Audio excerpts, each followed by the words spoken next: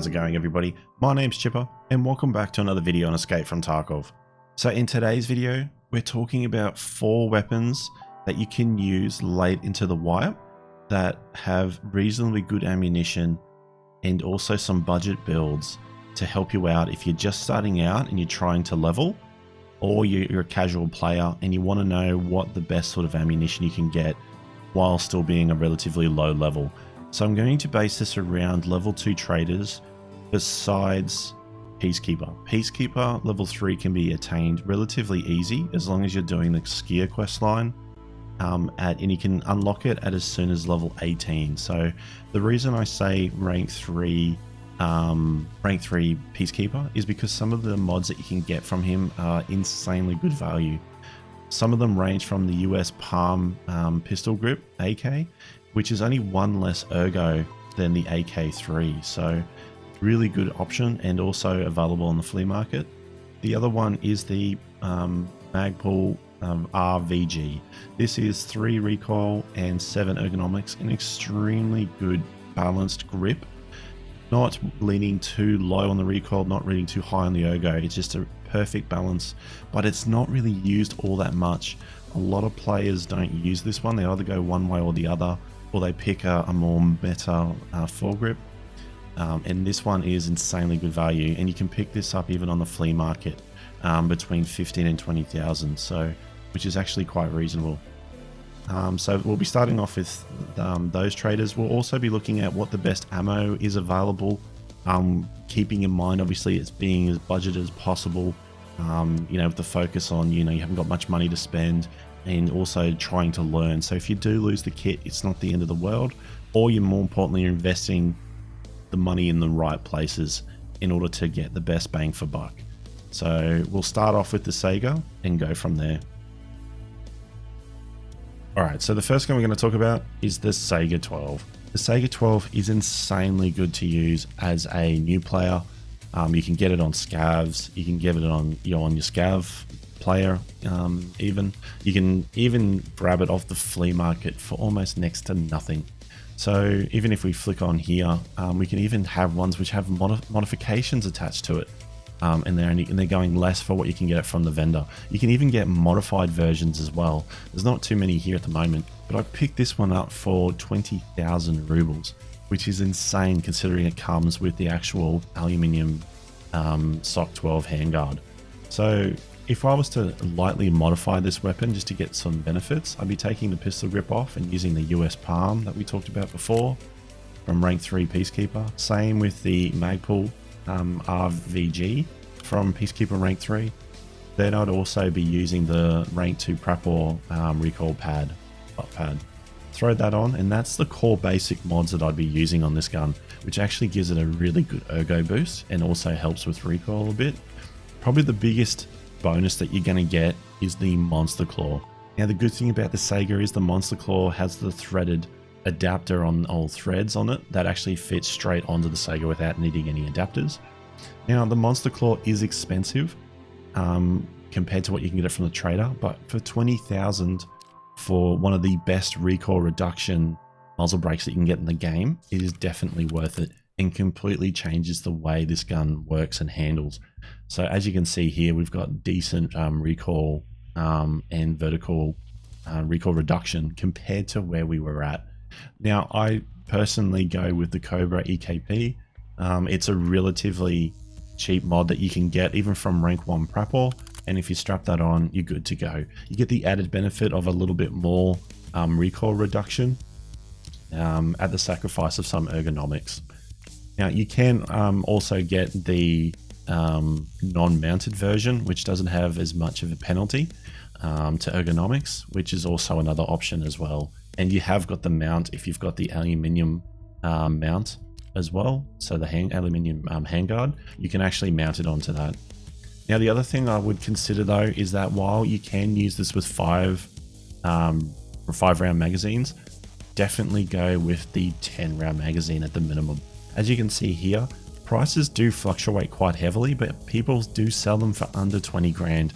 And just having at least one of these mags can be a lifesaver in PvP for those encounters where you just need to spam a little bit more. And the good thing about the Saiga, as opposed to other shotguns like the MP153, it's not fire rate limited like the MP153. So as quickly as you can spam the Saiga is as fast as it's actually going to fire. So if I load this in, now this one's going to be using, this 10 round is going to be using Magnum, which has the most recoil kick.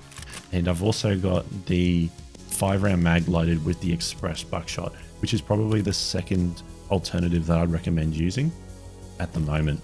So if we jump into the hideout quickly and actually just road test this. So let's just say you were going to go for the head down the back there. Aim a little bit higher than the head once you're starting to hit over about 20 meters. And then if you let go, you should, most of your pellets should be hitting, or at least getting close to the target's head. And then you should be smashing players left and right. If you don't, just go for the legs. If you can't, if you see a visor or you think that they're actually quite a good player, you might be best to actually go for the legs and just leg them to death. Now this has got the express rounds in it, which are also quite good. And the advantage of those rounds is that it has an extra pellet. So it has 9 instead of 8, but it does have 35 damage per pellet, which is enough to headshot. Now bullets and pellets even will lose damage as soon as they fire from the gun, but there is some rounding up mechanics. So even though you're potentially losing damage, it will still headshot with 1 pellet for the effective range of a shotgun. It's only if you were shooting like over maybe 100, maybe 200 meters, that's where the effectiveness of the pellet will start to fall off, and potentially not one shot. But those rounds are both insanely good value to get. Now, if you can't get those ones from either the flea market or the traders, you can just use normal buckshot and it will still be quite effective. All right, so the next gun I want to talk to you about is the AK-101. Now, the AK-101, in my opinion, is a better choice than, say, an AK-74M because you have better budget rounds available to you earlier.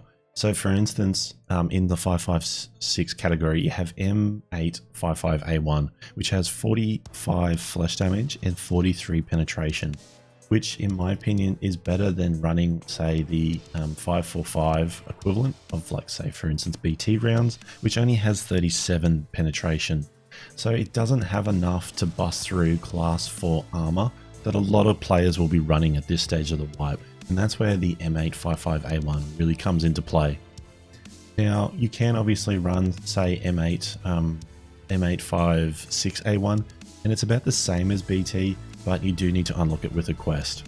But the good thing about this is, if you say you do prefer using BT rounds and you don't mind taking that, I guess, that disadvantage where a helmet may deflect a round or two, you can use the majority of this mods on, say, an AK-74M and still get pretty good performance. You'll just lose the compensator and suppressor combinations that the AK-101 gives you. Alrighty, so what we're going to do now is we're going to break down the AK-101 and then we're actually going to reconstruct it so I can show you how I've made it. So if we just dismantle here. Now the biggest thing that we're going to probably focus on first is the Troy combo handguard and gas cylinder combination. So if I filter by this item, you can currently pick this up for around 20,000. And you can even get it cheaper. I think I actually picked this one I got up in my inventory for around 17,000. It's insanely good value with 3 recoil reduction and 14 ergonomics, but you can also put things like the canted side on there as well to the NC Star.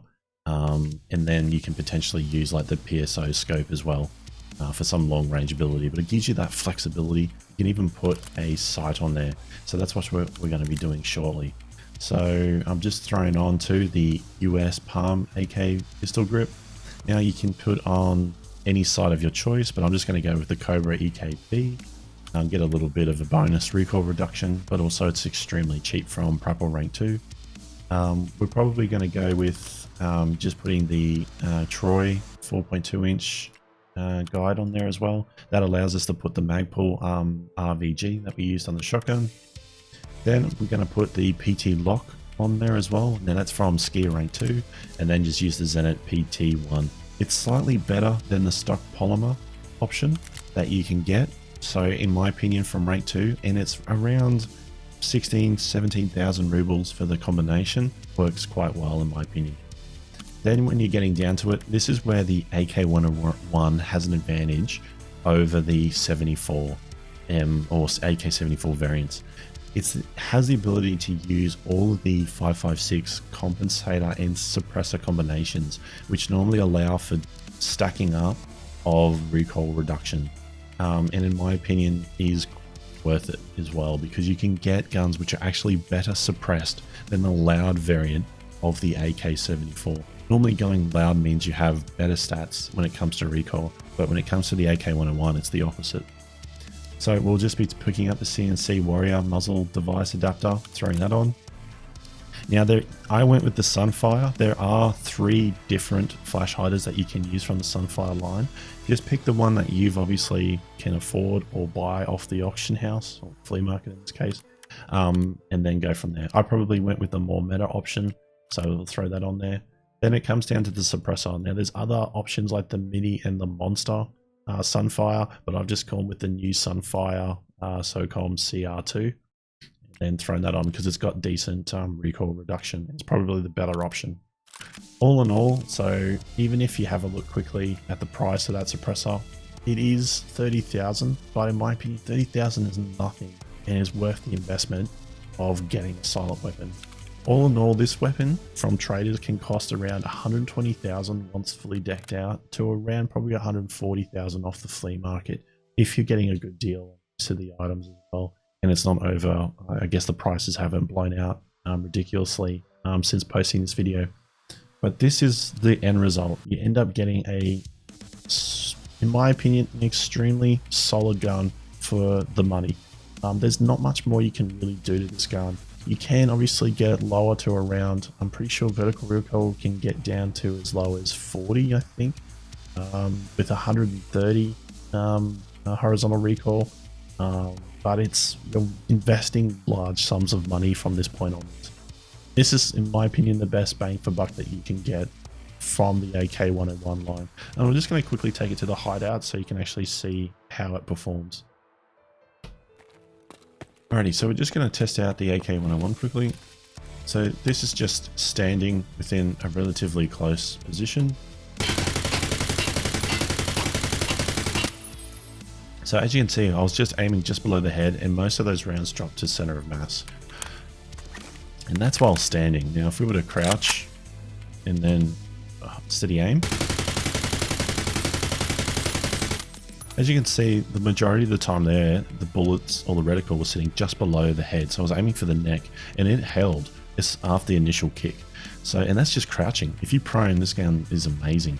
But the bullet travel time is probably one of the best parts about that, about the AK-101, as the bullets will travel insanely quick to the target and then snap headshots a lot better than using rounds like the BT rounds from the 7.62 by 39 range. Just one last thing I wanted to add in here too. If you were, say, running an AK-74, you can easily take off all the suppressors and compensators, and even with the PT lock and everything like that, you can take that off. Run the original polymer stock with just a recoil butt pad, and then you just put in the PWS CQB muzzle brake. That will give you a relatively cheap AK, no matter which line you sort of go down in the AK line. And then obviously have slightly worse stacks and a bit more kick, but it is a lot cheaper. So that's probably the way I would go. If you were trying to go, say, BT rounds, wouldn't overly invest in it because you're obviously running at a slight disadvantage with BT rounds. And you want to, if you're using BT rounds, you're obviously trying to be cost effective, and that's probably the best way to go. Alright, so it's probably no surprise that the next gun I'm going to talk about is the M1A. I absolutely love the M1A this wipe, and while I do love the Vepr Hunter, especially in the earlier wipe, once the flea market has been unlocked, you can pick up the M1A reasonably cheap. So if I was to just even do a quick search right now recording, you can pick one up for under 60,000, and even that's quite expensive. Sometimes this can even go down to as low as 50,000. The good thing about this gun though is that you get a 20 round mag straight off the bat, so you're not having to then go to the flea market to buy a 10 rounder like you do on the Vepr Hunter. And that's where the problem with the Vepr Hunter is. While the 10 rounders are quite easily accessible now, they're still a premium, and you're better off reinvesting that in a 20 round mag that you can get with the M1A. So that's what I'd be recommending. Now, the good thing about this gun is that if you want a cheap gun, you can just grab this gun, grab the sight of your choice, and then you can just strap it straight on. It has a mount ready to go. Jump into a raid. It's got better statistics than a Vepr Hunter. Vertical recoil and horizontal is high, but don't forget this is a semi-automatic. It's not an automatic, and you're going to be able to control the recoil. Now, the good thing about this gun is obviously using 308 or 7.62x51 M80 rounds. M80 rounds, in my opinion, which you can get from Peacekeeper Rank 2, are probably the best bang for buck round you can get out of using this sort of round with this weapon. You can get M62 rounds later down the track, which I definitely recommend using, and are probably one of the better budget rounds to go with. However, you do need to obviously unlock that round. However, the M80 round is from Rank 2 Peacekeeper. It is in pretty decent supply, and you can also buy it off the flea market. Take 1 or 2 extra mags of M80 with you, jump into a raid, and I guarantee you'll be able to kill scavs and all players with this quite effectively. Now, the good thing about the M1A is that it's insanely upgradable, even in a minor capacity or even up to higher volumes as well, or higher builds. So you can even do like this one right here. So this is the Archangel build that I would upgrade to. The good thing about this build is the Archangel stock is a complete stock for the weapon that you're just replacing from the SOCOM 16 variant for the stock M1A. And if we were just to jump on to the flea market quickly, as you can see here, you can actually pick these up for cheaper than you can from buying it from Ashley Mechanic. So you can even get these down to as low as 20,000. At the moment, there's a bit of a shortage, but they're still available. And in my opinion, it's insane value. Getting a ridiculous boost in recoil and ergonomics by going this route. And it allows you to then put different mods on. So we've even got the mini scout here that you can put on, and that's easily accessible from the flea market if you haven't unlocked it. Put a sight of your choice on there. You can then, in my opinion, it's worth investing in a long barrel 22-inch for the M1A. It does give you that extra recoil reduction, but it's not needed if you don't want to, but I do highly recommend it, even though it's a bit expensive. After that, you're pretty much just looking at compensators and suppressors. My best advice would be probably going with the Lantec blast mitigation device, the adapter required, and then the Lantec Dragon muzzle brake. Gives a really solid recoil reduction, and overall gives you 83 vertical and 149 horizontal. Allows you to spam the weapon relatively easily.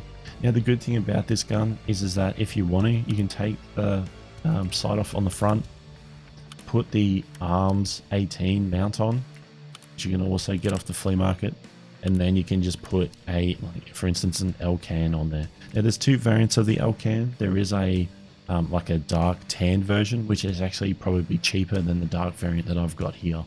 Throw that on, and then you've got a long range version as well. The L-can is insanely good for 1x and 4x range, and it even has a sight on the top as well, so it gives you that option. I'll quickly take this one into the raid so you can actually see it in action. Alrighty, so we're just going to fire off a few rounds of the M1A. So as you can see here, we've got the different modifications, and you've also got the alternative selection as well for the top scope as well. So that's maybe good for just looking around, but then you've got the 1x. I like the range that the 1x and the 4x provide. It's quite effective. And then obviously set your aim and just start tapping. The good thing about the M1A though is that you can rapid fire spam it quite effectively, and then sort of cover yourself there. That's where even just having M80 rounds, because of the fire rate of this gun, in my opinion, it's insanely worth it, and it can get you out of a lot of trouble. But this gun overall doesn't cost that much to make. you're looking at probably around 140 to 160,000, depending on traders and the flea market. And in my opinion, that's insanely good bang for buck for what this weapon can actually do. And it's relatively easy to mod. The stock pretty much does, the Archangel stock pretty much does most of the work for you. Now, you can get a different variant of this gun. You can get the EBR version of this. I believe it's the EBR version. Yeah, the Enhanced Battle Rifle Kit version. And that's what it looks like. However, it's around about the same statistics, maybe a few more ergo, but it is heavier. So the extra ergo really gets counteracted by the weight. So you can do that. So if it is cheaper to go down that line, you can, but it is 3 parts to do it. So you're looking at sort of the foregrip stock part, as well as the I guess the rear stock, the handguard, and the pistol grip on top of that. So you've got to buy a few more components, but they are quite cheap because it's not used much. So, but in my opinion, the one that wins out was the Archangel. It's just simpler to do, and it is cheaper in the long run at the moment. Now, if you do want to run a silencer, especially one for the relatively cheap, you can pick up the Thunder Beast 30 CB muzzle brake. You can get that from rank 3 Peacekeeper, and then you can just get the Thunder Blast Ultra. Alrighty, so the next gun I want to show you is the SVD. Now, this has to be the best option out of all the guns that I've shown you. The SVD is an absolute powerhouse, and I absolutely love it. It is probably one of my favorite guns in Escape from Tarkov currently. Now, the main reason for that is how cheap the actual weapon is. You can pick this up for around 60 to 70,000 rubles, depending on the market, and it comes with a 10-round mag already loaded in. Now, the other advantage of the SVD is the ammunition that you can run. 7.62 by 54 has to be the best performance to price ammunition in the game currently. And this was widely known because of the Mosin. However, in the SVD, there's 2 rounds you really need to consider. One is the T46M. Now, a lot of people don't consider this round because they go LPS because it's the first round you can get access to. However, T46M is actually comparable to 7N1. This is only 1 less penetration at 41 penetration as opposed to 42 on LPS, but it also has 82 flesh damage, which is a little bit better, and that's what made it actually better than LPS, because it actually had the potential to one-shot targets easier because it had that extra float. It's not so important now with the 85 flesh on the chest. However, what this round still has is more armor damage at 83 compared to 78 on LPS. Not to mention the fact that this round only costs 251 rubles from rank 2 Prapor, as opposed to 440 from rank 1 Prapor for LPS.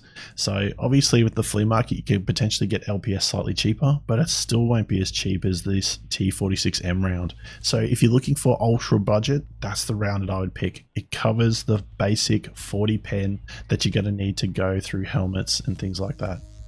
The next round that I recommend, and this is the round that I recommend that you actually invest in, is SMB.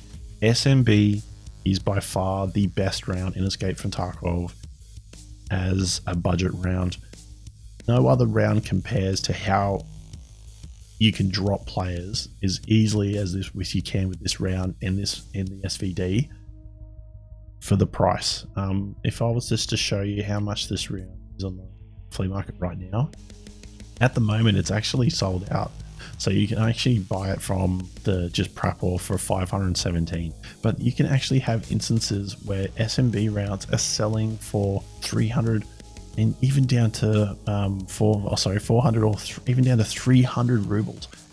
That's insane value. Even at 517 rubles, the round hits like an absolute truck, has 62 penetration and 75 flesh. It does have a slight recoil nerf on it, so it does, obviously if you rapid fire the round it's going to cause your recoil to go up quicker, but it's not bad, and considering what you're paying for the round, it's insanely good value, and I highly recommend you give this a go. If anything, all the other weapons if you're struggling with any of the other builds and you really want a build that's going to work out for you, try the SVD with SMB rounds, especially in close quarters. The round is devastating. Alrighty, now when it comes to modifications for the SVD, you do have a few options when it comes to sights and things like that. However, you're kind of limited because unfortunately you have to buy most of the upgrades from the flea market, or you need the customs dust cover, and you can only get that from rank 3 mechanic, I believe, and you can't get it on the flea market. It's not in raid at the moment. So if you want to run, I think it's the free chassis hand guard rail, which will give you some ability to put like a foregrip on and to use some other attachments as well, but it really won't change the gun all that much.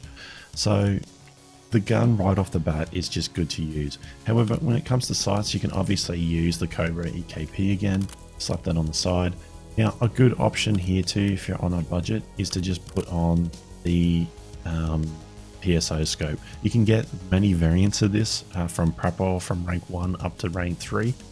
Slap that onto the gun, and then you've got a long range option. The good thing about this sight, or scope I should say, is that you can take it off in raid and when you get into CQB situations, and that will have you covered. Now you can run the Tactical Tooler TT01 rear sight from rank 2 Prapor. Then they'll allow you to then run the PKO or other small compensator or small reflex sights. Only certain ones will fit on this little mount, but that's an option for you as well. You can even actually run it just with the rear sight on there. It actually isn't too bad, but in this situation, I'd definitely throw a sight on if you were going to go down that line. And that's pretty much it when it comes to the SVD. Obviously running 20 round mags if you can afford it, but just one's fine, and then just run a few 10. Use SMB if you've got the money. Even still, like if we had to double check, there we go, look, straight away we've gone from having 500 plus rounds down to 340. Insane value for money when you consider that you can almost buy BT rounds for that price. Anyway guys, that's pretty much it. You just take out your 20 round mags, as many as you can afford, put on the side of your choice, put some SMB rounds in there or T46M, and I guarantee you'll have some success with the SVD. But anyway, I'm probably going to leave it there guys. They're my 4 weapon options to be using and the ammo choices this late into the wipe. However, I'd love to know in the comments down below if you do give any of these builds a go and what success you had with them, or more importantly, if you've got some better options or recommend a different build that I haven't really thought of there, please take a screenshot or list it down below so that we can share it with the community. Anyway guys, thanks for watching this video, and until next time, I'll see you back out there.